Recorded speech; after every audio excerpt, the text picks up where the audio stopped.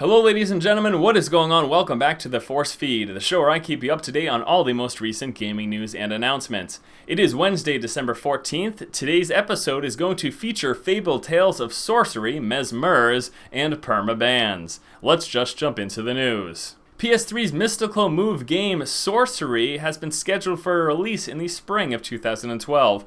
While no specific date has been set, it is good that we're actually hearing more news on this title. If you don't know much about Sorcery, it is actually a third-person game utilizing the move controllers for the PS3, in which we conjure potions and cast spells using just the move controllers. This is actually the first move-based game that I actually have any interest in. Again, I am glad that we are hearing more on the title and looking forward to seeing a specific release date as well as more information about the game while we get closer to launch. Will we be seeing a Fable-based MMO? It seems like that is certainly a possibility, as Lionhead has posted a job listing specifically searching for an individual who enjoys playing MMO games and has significant experience with the workings of an MMO environment. So while they are not specifically stating that they're looking for someone for the Fable franchise, it is a possibility. The fact that they're seeking out an individual with MMO experience has something to be said. Now, do keep in mind that they are actually working on other IPs as well. This is well known that Lionhead is working on other IPs besides Fable, so we'll have to wait until we find out more about this. But either way, something that we'll have to keep track of as we hear more about it. It does seem like Richard Garriott and EA are discussing the possibilities of Ultima Online 2. In a recent interview with Eurogamer, Richard Garriott had stated that he is in the discussion process with the guys at EA about possibly being able to utilize that franchise for his upcoming RPG. Now, he is currently working what he titles the Ultimate RPG Experience, and he has stated that he would love to have access to the Ultima property if EA grants him such.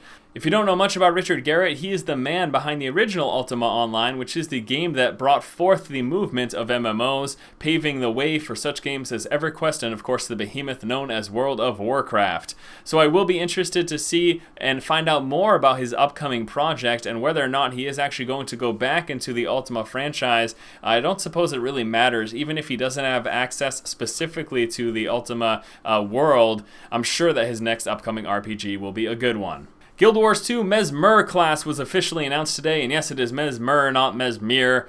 I called it Mesmer, and everyone flipped their lid because it really matters so much how I pronounce the word.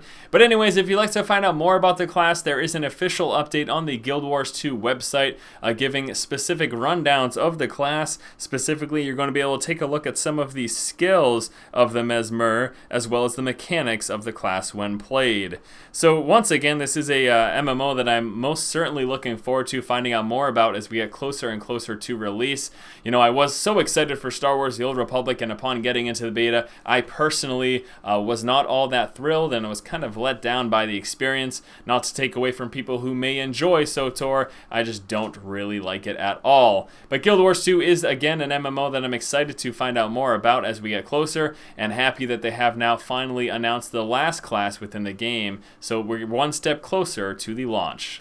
Modern Warfare 3 cheaters beware, Infinity Ward is handing out 5,000-day bans. What is going to be effectively deemed a permaban, Infinity Ward has been handing these out to individuals that they deem it necessary. So essentially, if you are cheating and are caught doing so, you could very well be losing your access to Modern Warfare 3, the online experience, for quite a long while. Now that is going to move us right into our question of the day, which is going to be, do things such as these permabans actually help remove cheaters from the player base in multiplayer games?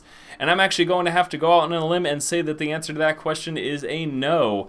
And the reason for that is such. I feel like if a player cares enough to actually seek out and utilize cheats or hacks in a multiplayer game, then chances are, even if they get permanently banned from the game, they're just going to buy another copy. So I feel like these types of bans, removing someone's account essentially, all it really does is increase revenue for the companies and doesn't actually take these players out of the pool. Now the next question is going to be, well, what could you possibly do? Things I could possibly think of instead of permanently banning an account, possibly having software that runs while you play the game to see if you're running any of these programs that actually allow you to use these hacks or cheats within a multiplayer game. But obviously that raises a whole bunch of issues. In addition to that, it is very easy for these hackers to bypass the system once they are aware that they are there. At least that's the idea behind it. I know that Blizzard has implemented the Warden system within StarCraft, and utilizing that has seemed to work wonders for them. It seems to be doing very, very well, and such a system is actually going to be incorporated into the upcoming Diablo 3 as well. But again, the question is, what do you guys think? Do you think permanent bans actually help remove these players from the multiplayer game, or will they just purchase new copies of the game and get right back on with their cheating ways? Alright guys, that is going to do it for this episode of the Force Feed. Thank you so much for watching. Please stay tuned tomorrow for another episode, keeping you up to date on all the most recent gaming news and announcements, and also butchering plenty of words. Thanks again guys, this has been Force, and you've just been force fed.